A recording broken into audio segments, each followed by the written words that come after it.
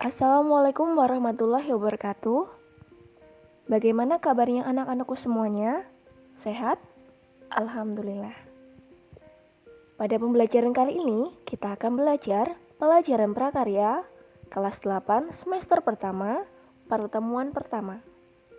Dengan materi pengolahan bahan pangan, umbi dan serelia. KD atau kompetensi dasar yang akan dicapai adalah menganalisis rancangan pembuatan, penyajian, dan pengemasan bahan pangan serelia, kacang-kacangan, dan umbi menjadi makanan dan atau minuman yang ada di wilayah setempat. Tujuan pembelajarannya, setelah mempelajari materi ini, siswa dapat mengerti pengertian pangan, bahan pangan serelia dan umbi, serta pengertian makanan. Kemudian dapat mengetahui karakteristik, jenis, manfaat, dan kandungan bahan pangan serelia dan umbi. Oke, langsung saja kita mulai. Coba perhatikan berbagai jenis makanan pada gambar berikut ini. Indonesia memiliki berbagai jenis makanan pokok.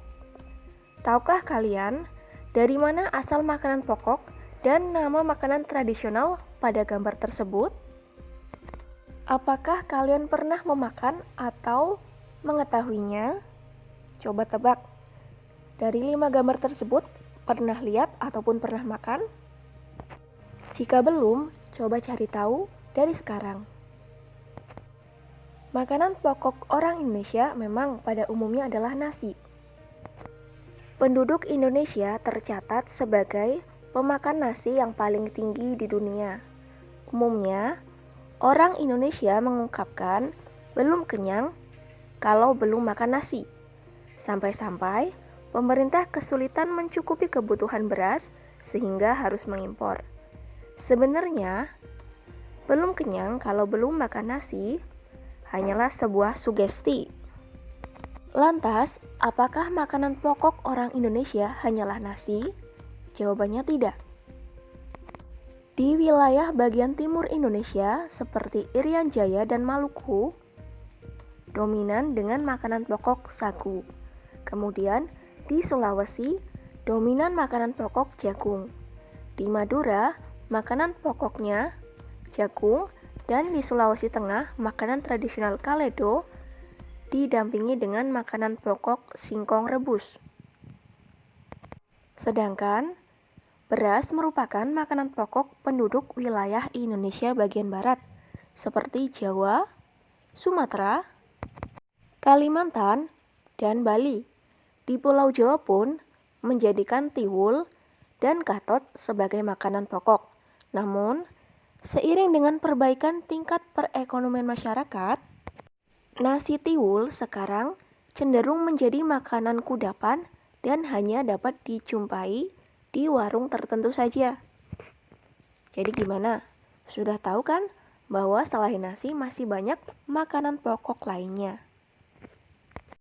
Nah, sebenarnya apa sih makanan pokok itu? Makanan pokok adalah makanan utama yang dikonsumsi secara terus-menerus sebagai suatu kebiasaan turun-temurun serta mampu mempengaruhi psikis konsumennya. Misalnya, seperti merasa ada yang kurang jika belum makan makanan pokok yang biasa dimakan. Makanan pokok dapat diartikan sebagai makanan yang menjadi gizi dasar. Namun, makanan pokok biasanya tidak menyediakan keseluruhan nutrisi yang dibutuhkan tubuh. Oleh karenanya, makanan pokok dilengkapi dengan lauk pauk untuk mencukupkan kebutuhan nutrisi seseorang dan mencegah kekurangan gizi. Negara Indonesia kaya akan etnik, budaya, ras, dan agama. Maka tidak mengherankan bila antara satu provinsi dan provinsi lainnya atau pulau maupun daerah lainnya memiliki makanan pokok yang berbeda-beda. Makanan pokok yang dikonsumsi sehari-hari berbeda karena perbedaan budaya dan hasil bumi yang beragam, tetapi berasal dari tanaman yang sama, yaitu serelia dan umbi-umbian.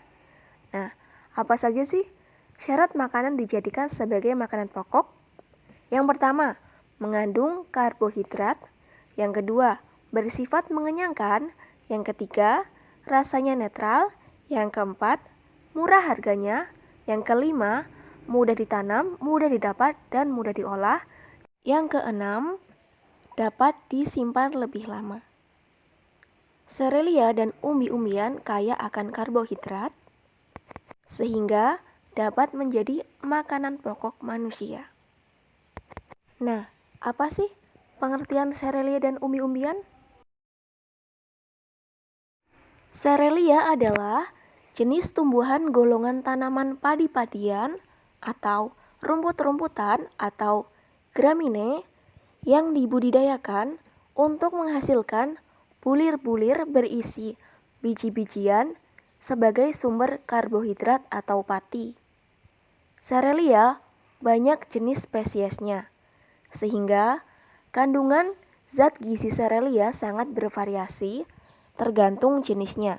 Tetapi umumnya, serelia kaya karbohidrat, cukup protein, sangat rendah kandungan lemak, dan kaya serat kasar.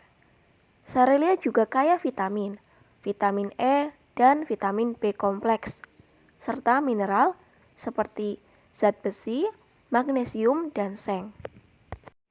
Walaupun beragam jenisnya, pembudidayaan semua serelia adalah sama. Semua adalah tanaman semusim, yang berarti satu kali tanam, maka satu kali panen, dan tumbuh baik di daerah beriklim sedang. Istilah serelia diambil dari nama dewi pertanian bangsa Romawi, yaitu Ceres. Contoh, padi.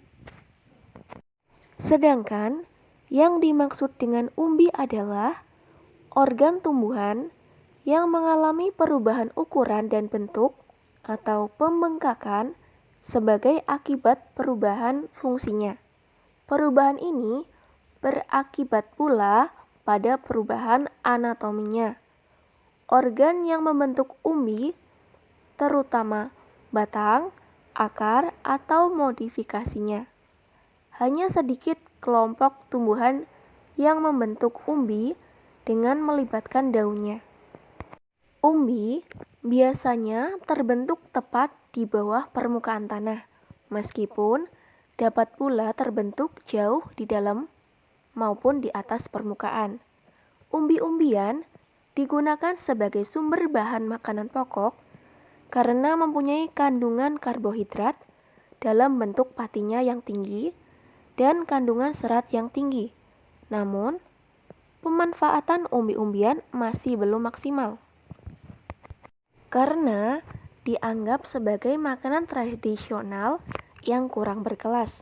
Tentu, hal ini tidak patut dilakukan. Tuhan menciptakan manusia, tumbuhan, dan hewan tentu memiliki manfaat masing-masing. Kita, sebagai manusia yang berpikir dan cerdas, patut mengapresiasi dan mensyukuri atas karunia Tuhan ini. Contohnya adalah singkong. Nah, selain padi dan singkong, apa saja sih jenis dari serelia dan umbi-umbian? Serelia yang banyak tumbuh di Indonesia adalah padi atau beras, jagung, gandum, dan sorghum. Produksi serelia dari padi, gandum, dan jagung di dunia mencapai 87% dari seluruh produksi biji-bijian di dunia. Kandungan utama pada serelia adalah karbohidrat, terutama pati, kira-kira 80% dari bahan kering, protein, kira-kira 5% dari bahan kering, lemak, kira-kira 5% dari bahan kering, air, dan mineral, kira-kira 2%, serta vitamin. Nah, untuk jenis umbi-umbian yang umumnya banyak dibudidayakan di Indonesia adalah ubi jalar, singkong, talas, dan kentang. Jenis umbi lainnya antara lain ganyong, uwi, gadung, gembili, yang hanya dapat ditemukan di daerah tertentu saja. Nah, setelah mempelajari materi tadi, silakan kerjakan tugas berikut ini. Coba kalian cari dalam buku ataupun internet mengenai ciri fisik seperti bentuk, warna, dan rasa dari berbagai jenis serelia dan umbi, serta hubungannya dengan budaya setempat.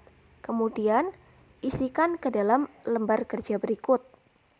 Jadi dibuat tabel, yaitu identifikasi ciri fisik serelia dan umbi serta hubungannya dengan budaya setempat.